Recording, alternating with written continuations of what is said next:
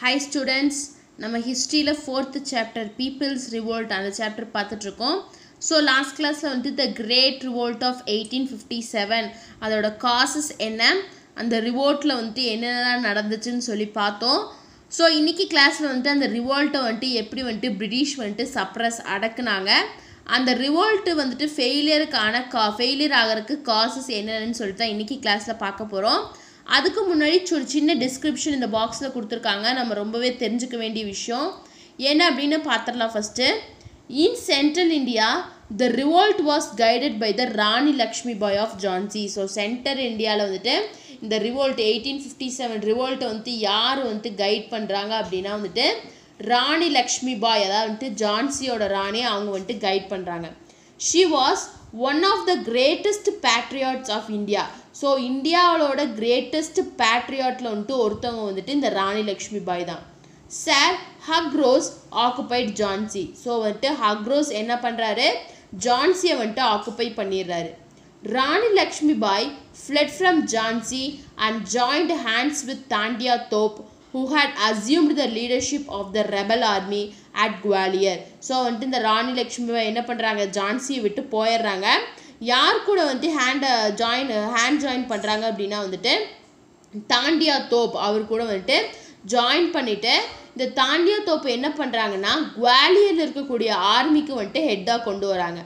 But the British captured Gwalior in June 1858. ஆனால் வந்துட்டு இந்த பிரிட்டிஷ் பீப்புள் என்ன பண்ணுறாங்க, அந்த குவாலியரையும் கேப்சர் பண்ணிடுறாங்க. எப்பன்னா 1858.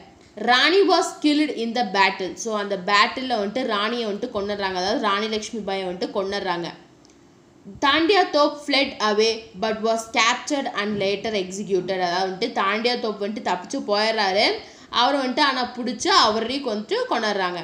According to the British historians present at the time of the revolt. அதாவது வந்துட்டு பிரிட்டிஷ் ஹிஸ்டாரியன்ஸ், அதாவது பிரிட்டிஷோட ஹிஸ்டாரியன்ஸ் வந்து என்ன சொல்கிறாங்க, அந்த டைம், அந்த ரிவோல்ட் டைமில் இருந்த ஹிஸ்டாரியன்ஸ் என்ன சொல்கிறாங்கன்னா, Rani Lakshmi Bai was the best and the bravest among the leaders of the revolt of 1857. So அந்த ரிவோல்ட் 1857 ரிவோல்ட்டில் இருந்த லீடர்ஸ்லேயே வந்துட்டு ரொம்ப பெஸ்ட்டான, ரொம்ப தைரியமானவங்க யார் அப்படின்னா இந்த ராணி லக்ஷ்மி பாய் அப்படின்னு சொல்கிறாங்க. அதான் சொல்கிறாங்க, according to the British historians present at the time of revolt, Rani Lakshmi Bai was the best and the bravest among the leaders of the revolt of 1857. Okay, இந்த டிஸ்கிரிப்ஷன் பார்த்தோம். இப்போ வந்து சாப்டரில் பார்ப்போம். Suppression of the revolt. இந்த ரிவோல்ட்டை வந்துட்டு எப்படி சப்ரெஸ் அடக்குறாங்க அப்படின்னா, Lord Canning the governor general took immediate steps to suppress the revolt. அதாவது லார்ட் கேனிங் அப்படிங்கிற வந்துட்டு இந்த ரிவோல்ட், இந்த கிரேட் ரிவோல்ட் நடக்கும்போது இருந்த கவர்னர் ஜெனரல், அவர் வந்துட்டு இமீடியட்டாக ஸ்டெப் எடுக்கிறாரு, அதாவது இந்த ரிவோல்ட்டை வந்துட்டு சப்ரஸ் பண்ணுறதுக்கு. He collected the forces of Madras, Bombay, Sri Lanka and Burma. So Madras, Bombay, Sri Lanka and பர்மாவில் இருக்கக்கூடிய அந்த பிரிட்டிஷ் ஃபோர்ஸஸ் எல்லாத்தையும் வந்துட்டு இவர் கலெக்ட் பண்ணுறாரு. On his own initiative he called the British army which was deputed to China by Britain to Calcutta. வந்துட்டு இவரோட ஓன் இனிஷியேட்டிவால் இவர் பிரிட்டிஷ் ஆர்மியை வந்துட்டு கூப்பிட்றாரு. எங்கே இருக்காங்கன்னா சைனாவில் இருக்காங்க. China by Britain to Calcutta. So சைனாவில் இருக்கக்கூடிய பிரிட்டிஷ் ஆர்மியை கூப்பிட்றாங்க. he ordered the loyal Sikh army to proceed to Delhi immediately. So இவர் என்ன ஆர்டர் பண்ணாருன்னா, லாயல் சீக் ஆர்மி, அதாவது சீக் பீப்புள்ஸ் இருப்பாங்கன்னா அந்த ஆர்மியை வந்துட்டு எங்கே போக சொல்கிறாருன்னா டெல்லிக்கு வந்துட்டு இமீடியட்டாக போங்க அப்படின்னு சொல்கிறாங்க. The British regain their lost positions very soon. So அந்த பிரிட்டிஷ் என்ன பண்ணுறாங்க, அவங்க இழந்த எல்லா பொசிஷன்ஸையும் சூனாக, அதாவது சீக்கிரமாகவே அவங்க மறுபடியும் வந்துட்டு அந்த பொசிஷனுக்கு வந்துட்டு வந்துடுறாங்க.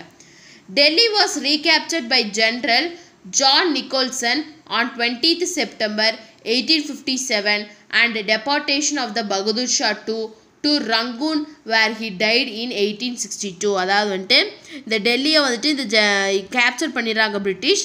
ஸோ எந்த கவர்னர் ஜெனரல் பார்த்தீங்கன்னா ஜென்ரல் ஜான் நிக்கோல்சன் அப்படிங்கிற வந்துட்டு டெல்லியை வந்துட்டு கேப்சர் பண்ணிடுறாரு.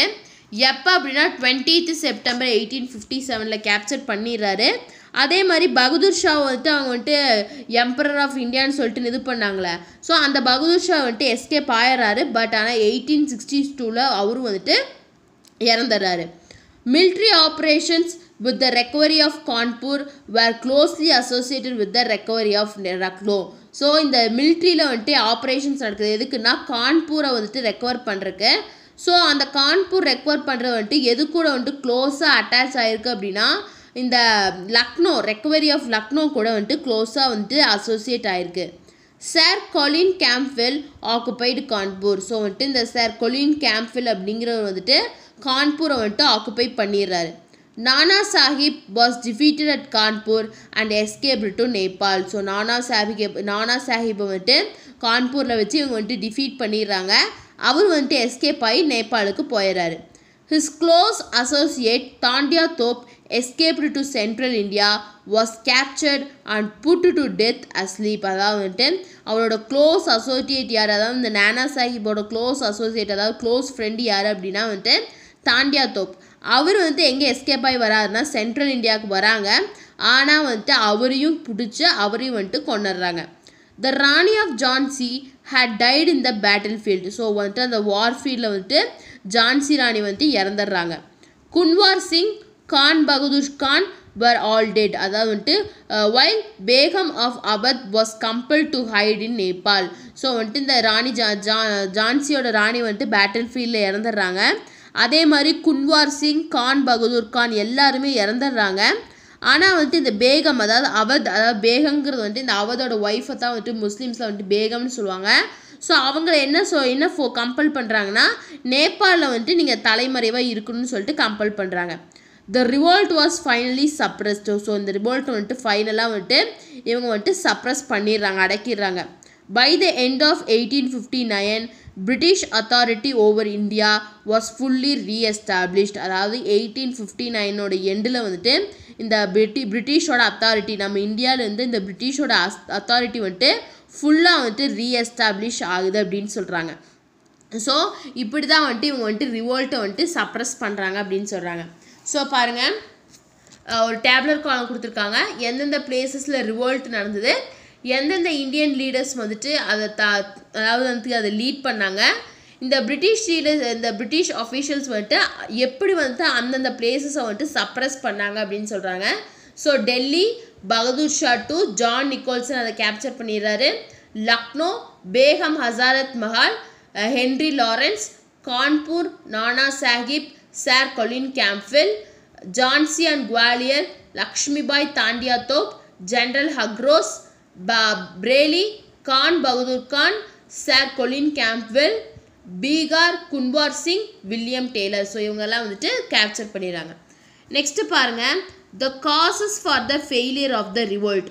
ஸோ இந்த ரிவோல்ட் வந்துட்டு ஃபெயிலாக இருக்க என்னென்ன காசஸ் அப்படின்னா various causes were responsible for the failure of the revolt.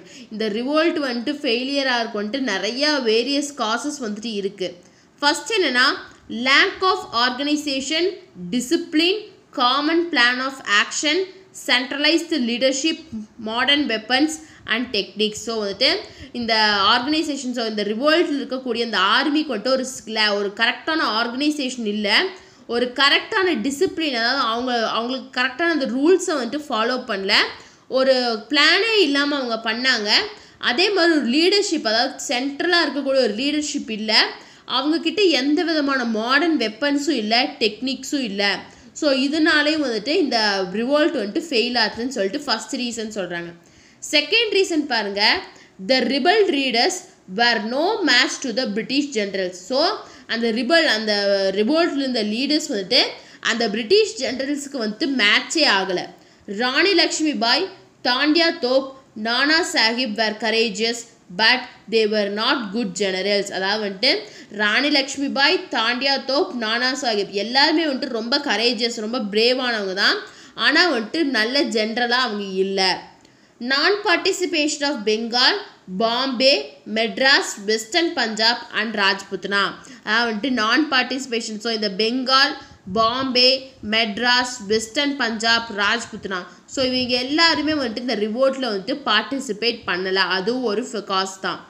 The modern educated Indians did not support the revolts as they believed that only British rule could reform Indian society and modernize it. அதாவது வந்துட்டு இந்தியன்ஸில் எஜுகேட்டடான Indians வந்துட்டு இந்த ரிவோல்ட்டுக்கு வந்துட்டு support பண்ணல, அவங்க என்ன believe பண்ணாங்க அப்படின்னா இந்த பிரிட்டிஷோட ரூல் தான் வந்துட்டு நம்ம இந்தியன் சொசைட்டியை வந்துட்டு ரெஃபார்ம் பண்ணும், அதாவது மாற்றும், அதே மாதிரி மாடர்னைஸ் பண்ணும் அப்படின்னு சொல்லிட்டு அவங்க வந்துட்டு பிலீவ் பண்ணாங்க. ஸோ இதுவும் ஒரு cause. The British manage to get the loyalty of the Sikhs, Afghans and Gurkha regiments. The Gurkhas actually helped the British in suppressing the revolt. So இந்த பிரிட்டிஷ் வந்துட்டு எப்படி மேனேஜ் பண்ணாங்கன்னா இந்த Sikhs, Afghans and Gurkhas, so இவங்களோட loyalty, இவங்க எல்லாருமே எப்பவுமே பிரிட்டிஷோட சைடில் தான் இருப்பாங்க. ஸோ இவங்களோட ஹெல்ப்பும் வந்துட்டு ஒரு காசு தான். இவங்க ஹெல்ப் பண்ணல அப்படின்னா வந்துட்டு அந்த ரிவோல்ட் வந்துட்டு சப்ரஸ் ஆகிருக்காது. இவங்க ஹெல்ப் பண்ணது மூலமா அந்த ரிவோல்ட் வந்துட்டு சப்ரஸ் ஆச்சு. ஸோ மெயினாக என்னென்னா இந்த கூர்காஸ் இவங்க தான் வந்து பிரிட்டிஷ்க்கு வந்துட்டு ரொம்பவே சப்போர்ட் பண்ணாங்க. இந்த ரிவால்ட்டை வந்துட்டு சப்ரஸ் பண்ணுறதுக்கு இந்த பிரிட்டிஷ்க்கு வந்துட்டு இந்த கூர்காஸ் வந்துட்டு ரொம்பவே சப்போர்ட் பண்ணாங்க. ஸோ அதுவும் ஒரு cause. The British had better weapons, better generals and good organisation. So British ஆர்மியில் வந்து நல்ல பெட்டரான வெப்பன்ஸ் இருந்தது, அதே மாதிரி குட் ஜென்ரல்ஸ் இருந்தாங்க, நல்ல ஆர்கனைசேஷனோட அந்த ஆர்மி இருந்தது. ஸோ அதனாலே வந்துட்டு இந்த ரிவால்ட் வந்துட்டு ஃபெயிலியர் ஆச்சுன்னு சொல்கிறாங்க. ஸோ ஃபெயிலியர் இந்த revolt, the causes for the failure of the revolt, இந்த ரிவோல்ட் வந்துட்டு தோக்கருக்கு ஃபெயில் ஆகிறதுக்கு காசஸ் தான் வந்துட்டு இந்த 6 பாயிண்ட்ஸில் சொல்லியிருக்காங்க. நெக்ஸ்ட்டு பாருங்கள் கான்சிக்வன்சஸ் ஆஃப் த ரிவோல்ட். இந்த ரிவோல்ட்டோட விளைவுகள் என்னென்ன அப்படிங்க, கான்சிக்வன்ஸ் அப்படின்னா வந்துட்டு விளைவுகள்னு சொல்லுவாங்க. ஸோ இந்த ரிவோல்ட்டோட விளைவு என்ன, consequence of the revolt. The revolt of 1857 marked a turning point in the history of India. நம்மளோட இந்தியன் ஹிஸ்ட்ரியில் வந்துட்டு இந்த கிரேட் ரிவோல்ட் ஆஃப் 1857 அப்படிங்கிறது வந்துட்டு ஒரு டேர்னிங் பாயிண்ட் அப்படின்னே சொல்லலாம்.